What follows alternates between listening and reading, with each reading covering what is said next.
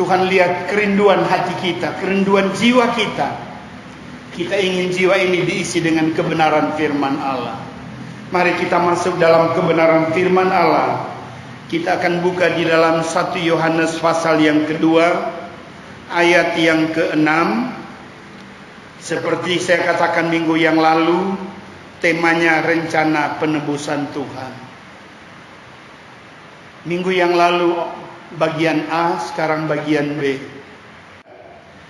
Barang siapa mengatakan bahwa ia ada di dalam Dia, ia wajib hidup sama seperti Kristus telah hidup. Sekali lagi jemaat, 2, 3.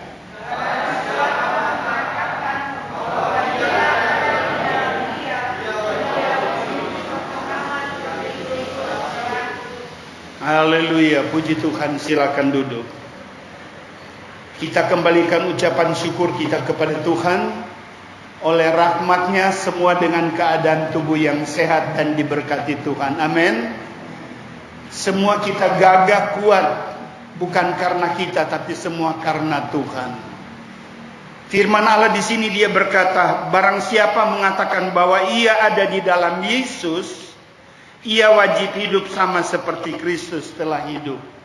Kata wajib ini harus. Karena kita sudah jadi anak Tuhan. Kalau saya mau bertanya, sudah berapa lama saudara jadi disebut anak Tuhan? Sudah berapa lama saudara percaya kepada Yesus Kristus? Pada saat saudara percaya kepada Yesus Kristus, wajiblah hidup kita itu seperti Tuhan Yesus. Amin. Memang untuk menjadi seperti Yesus tidak gampang, tidak mudah, karena kita manusia banyak sekali kekurangannya, banyak kesalahan. Saat ini kita berkata kita mau hidup benar, 5 menit kemudian iblis tunggu kepada saudara. Kita bisa ngomong yang beda dengan apa yang perkatakan tadi. Tapi kita bersyukur sampai malam ini kita ada sebagaimana kita ada. Kita boleh lewati itu hujan deras dengan satu tujuan. Kita mau jumpa dengan Tuhan lewat puji-pujian, lewat penyembahan, lebih daripada itu lewat kebenaran firman Allah. Untuk melakukan kehendak Tuhan kadang-kadang sulit untuk kita sebagai manusia. Karena kalau kita pelajari di dalam firman Allah, kita belajar dari guru besar kita yaitu Yesus Kristus. Dia katakan jangan bohong, jangan mencuri, jangan berdusta dan lain sebagainya. Baru itu aja kita kadang-kadang susah untuk hadapinya. Karena darah kita ini sudah dari manusia yang pertama sudah mengalir terus. Dampaknya saya dan saudara yang alami semuanya. Karena dari atas itu sudah salah. Jadi semua manusia yang lahir di muka bumi, semua sudah salah dan sudah berdosa. Tapi kita bersyukur, kita punya Yesus. Dia memberikan kita kesempatan untuk selamat. Setelah kita diselamatkan oleh Tuhan, kita tinggal melihat diri kita sendiri ini, bagaimana kita hidup ke depan nanti. Nah saudara-saudaraku sekalian, firman Tuhan berkata, di dalam 1 Tesalonika pasal yang keempat ayat yang ke-7. Dia memanggil kita bukan untuk melakukan yang cemar, tetapi melakukan yang benar di hadapan Tuhan. Cuma beginilah keberadaan manusia. Kita ingin jadi benar, tapi kadang-kadang kita keseleo. Kita lupa apa yang kita katakan sama Tuhan. Kita mau jadi benar. Ini kata firman Allah. Paulus kepada Timotius, kepada Tesalonika, jemaat Tesalonika. Dia berkata, Tuhan memanggil kita bukan melakukan yang cemar, tetapi melakukan yang benar. Selama saudara jadi anak Tuhan, selama kita semua jadi milik kepunyaan Tuhan, sudah berapa banyak yang benar kita lakukan untuk Dia. Kalau mau dihitung-hitung, lebih banyak salah daripada benar. Betul tidak saudara? Kita harus akui itu. Nah itulah sebabnya Tuhan panggil kita menjadi milik kepunyaannya. Dan firman Allah dia berkata di sini 1 Korintus 3 ayat 16, kita adalah rumah Allah dan roh Allah itu diam di dalam kita. Bukan cuma kita disebut rumah Allah, tetapi rohnya Tuhan itu ada di dalam kita. Bagaimana kalau rumah Allah ini kotor? Bagaimana dia mau tinggal di dalam kita? Saya selalu berikan satu perumpamaan seperti ini. Itu rumah mewah. Rumah itu indah. Tapi kalau di dalamnya kotor, nggak pernah disapu. Mungkin ada tikus yang masuk situ, dia mati di situ, nggak ada dibersihkan. Siapa yang mau tinggal di situ? Nggak ada. Demikian kehidupan rumah Allah ini adalah tubuh kita. Dan roh Allah itu diam di dalam kita. Dan kalau dia diam tinggal di dalam kita, maka setiap ucapan kita, setiap perkataan kita selalu berdasarkan kebenaran Tuhan. Ada haleluya. Nah, kita harus sadari akan kehidupan ini. Saudara-saudara sekalian di dalam Tuhan Yesus Kristus, di dalam Efesus pasal yang keempat ayat yang ke-17, dia katakan jangan hidup seperti orang-orang yang tidak mengenal akan Allah. Artinya orang-orang dunia, ya. Kita sudah jadi anak Allah, roh Allah ada di dalam kita. Jadi apa yang kita kerjakan semua berdasarkan kebenaran-kebenaran firman Allah. Saya memberikan satu contoh di dalam kitab Keluaran pasal yang keempat. Di sana menceritakan bagaimana bangsa Israel itu berada di negeri Mesir. Mesir itu bicara tentang dunia. Bangsa Israel tinggal di sana, mereka disuruh kerja paksa, mereka ditekan, mereka tidak ada kesempatan untuk beribadah kepada Allah. Untuk istirahat tidak punya. Sekian lama mereka di Mesir, mereka menderita. Satu waktu mereka berseru kepada Tuhan di dalam doa mereka. Tuhan dengar doa mereka. Mereka ingin mereka itu bebas.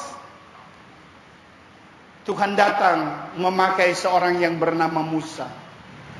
Dan Tuhan suruh Musa itu harus berhadapan dengan raja. Untuk apa? Untuk memohon supaya bangsa Israel ini terlepas dari penderitaan dari Mesir. Bukan cuma sekali, dua kali Musa berhadap dengan raja.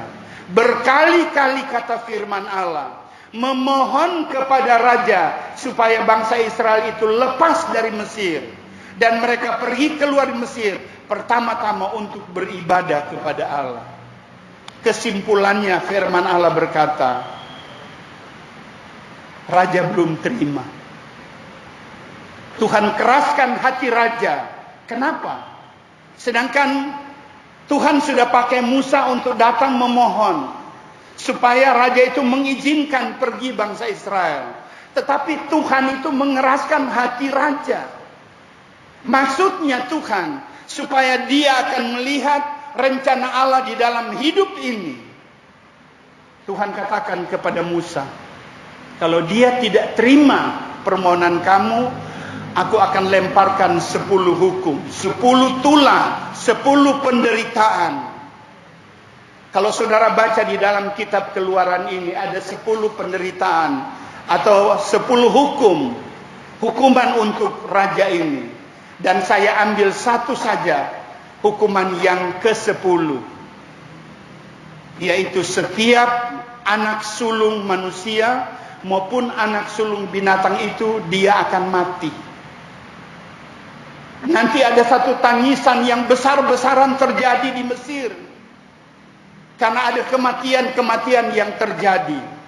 Karena sebelum itu terjadi, Tuhan bilang sama Musa, potong itu domba.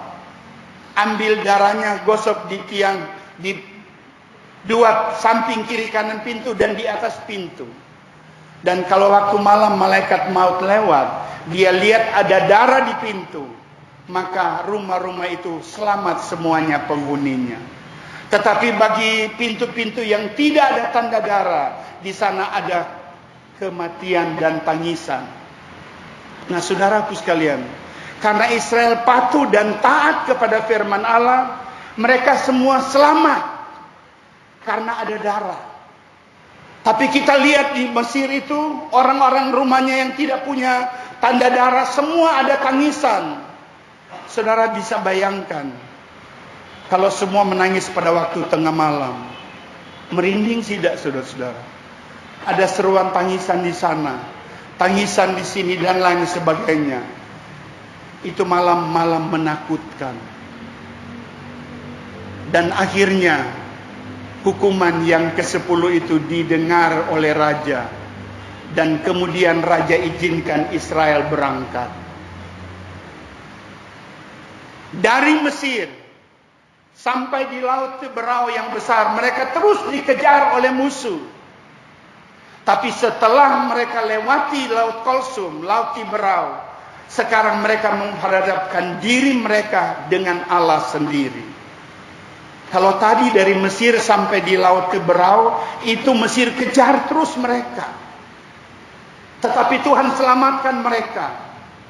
Boleh lewatin itu laut yang besar, dan mereka bisa bahagia di samping, di pinggir daripada Laut Teberau itu. Nah sekarang mereka melangkah menuju tanah Kanaan. Yang jadi persoalan mereka, saudara, mereka harus memperhadapkan diri mereka langsung dengan Allah. Mereka tidak dikejar lagi dengan orang Mesir. Tetapi kalau saudara lihat di dalam kebenaran firman Allah, di dalam Bilangan pasal yang ke-14, perjalanan menuju ke tanah Kanaan tidak lama lagi bangsa Israel akan masuk ke sana.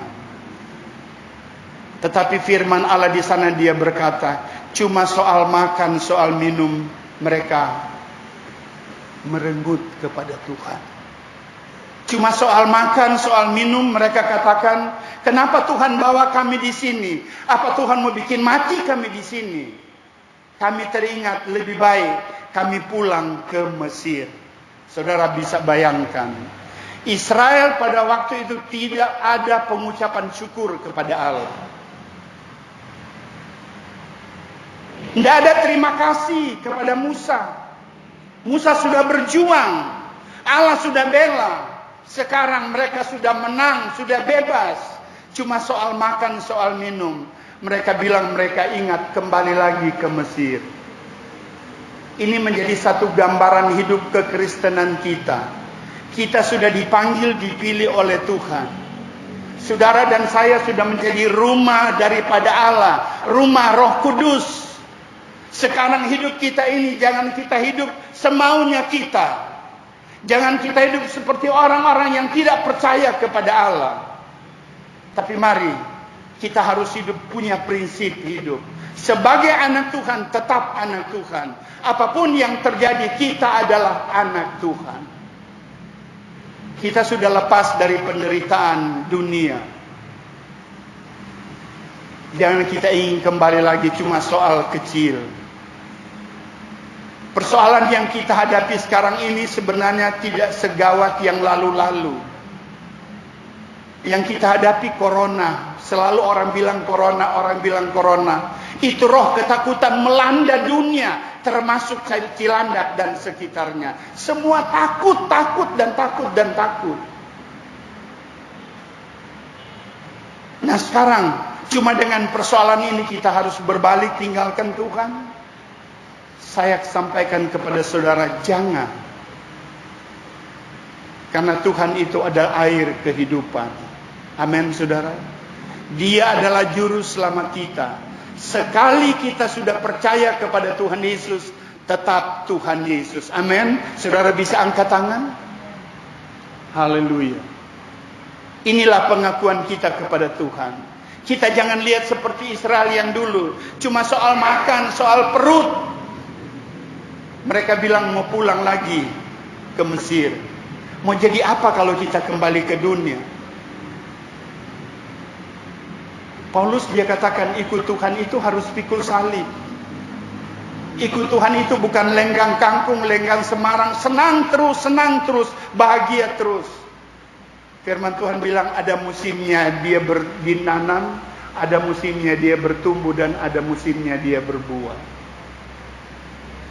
Kita sudah jadi anak Tuhan. Sekarang yang kita hadapi, keadaan yang gawat sekarang ini, apa yang harus kita buat? Dengan persoalan yang kita hadapi, bukan memukul mundur kita, tinggalkan Tuhan. Tapi dengan persoalan ini, membawa kita lebih lengket dengan Tuhan, lebih lengket dengan Yesus. Dan kalau kita lengket dengan Yesus, semua perkara beres semuanya. Ada haleluya, saudara. Ikut Tuhan itu bahagia. Jangan ingat-ingat mau kembali lagi ke dunia. Buat apa? Sudah firman Allah sudah jelaskan, tidak lama lagi Tuhan mau datang. Nah, dengan keadaan yang ada sekarang ini, tanda-tanda daripada kedatangan Tuhan itu sudah mulai digenapi.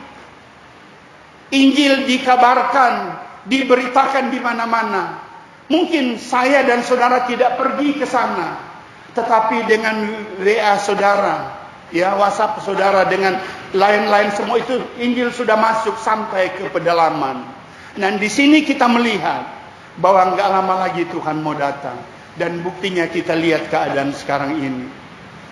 Sebagai anak Tuhan, jangan main-main dengan keadaan sekarang. Amin, saudara.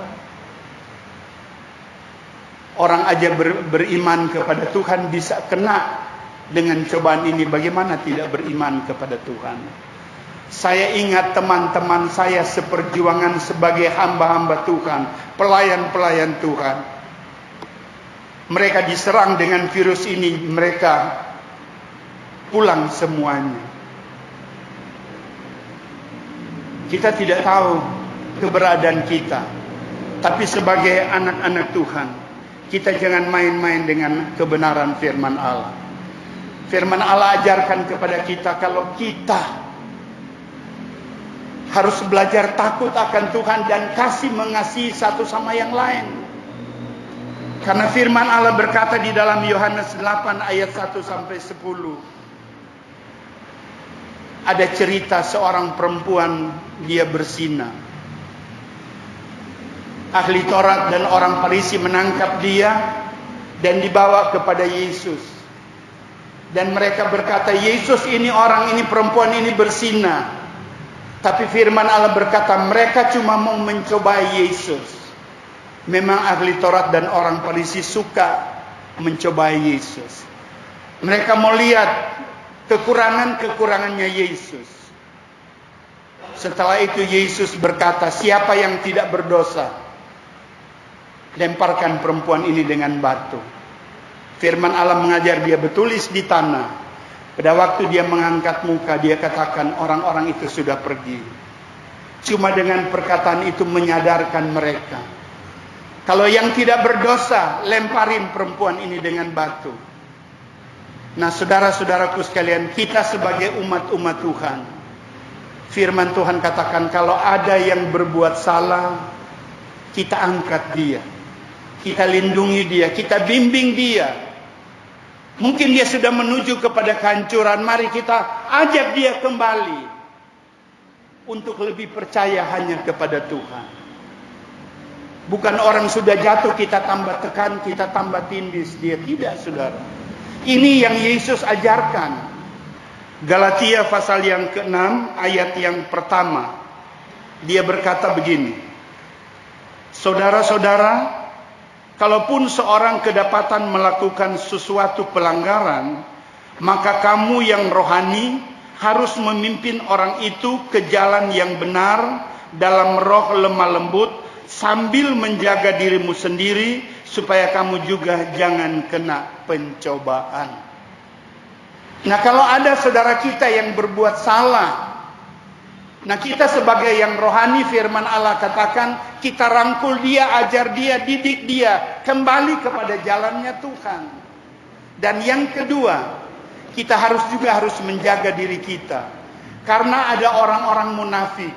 Kita tolong bukan berterima kasih, tapi dia juga menghancurkan kita. Nah, itu yang kita harus jaga. Tapi pada kesimpulannya, saudara, sebagai orang beriman, sebagai orang yang percaya kepada Yesus, kita menjadi berkat untuk orang lain. Saudara mau demikian? Kita harus jadi panutan. Kita yang rohani bimbing dia kembali dan kembali dan kembali. Bukan kita usir dia. Apalagi kalau kita dengar sekarang ini virus seperti ini. Orang yang kena seperti itu jangan kita bedakan. Dia sama dengan kita. Mari kita bimbing dia supaya dia takut akan Tuhan, dia percaya kepada Tuhan. Supaya dengan dia percaya sungguh kepada Tuhan, pertolongan Tuhan nyata dan berlaku di dalam dia. Nah, saudara-saudaraku sekalian, sebagai anak-anak Tuhan, kita adalah rumah Allah. Dan roh Allah itu diam di dalam kita. Dan kalau roh Allah diam di dalam kita, tentunya roh Allah itu mau berkarya di dalam kita. Itulah sebabnya sebagai anak Tuhan jangan hidup seperti orang dunia yang tidak percaya kepada Tuhan, yang bicara seenaknya dia, yang bicara semaunya dia, sampai dia lupa dia sebagai anak Tuhan. Tapi malam ini saya percaya lewat firman Allah tadi dia berkata, barang siapa mengaku bahwa ia adalah di dalam Yesus, ia wajib hidup sama seperti Kristus telah hidup. Yesus membawa kita untuk mengerti akan kehendak daripada Tuhan. Sekian lama menjadi anak Tuhan, sudah berapa banyak pertolongan Tuhan yang Tuhan nyata di dalam kita. Kita harus hitung di dalam 1 tahun berapa banyak kemurahan Allah. Tapi seringkali kemurahan Allah itu kita pergunakan salah. Kita sudah diberkati, sudah ditolong Tuhan, kita tutup mata untuk orang lain. Tapi mari sebagai anak-anak Tuhan, Yesaya 60 ayat yang pertama dia berkata, bangkitlah menjadi terang, bahwa terang itu sudah datang. Kita mau jadi terang untuk semua orang. Kita mau jadi terang kepada suami kita, kepada istri kita, kepada anak-anak kita, dari keluarga kita dulu.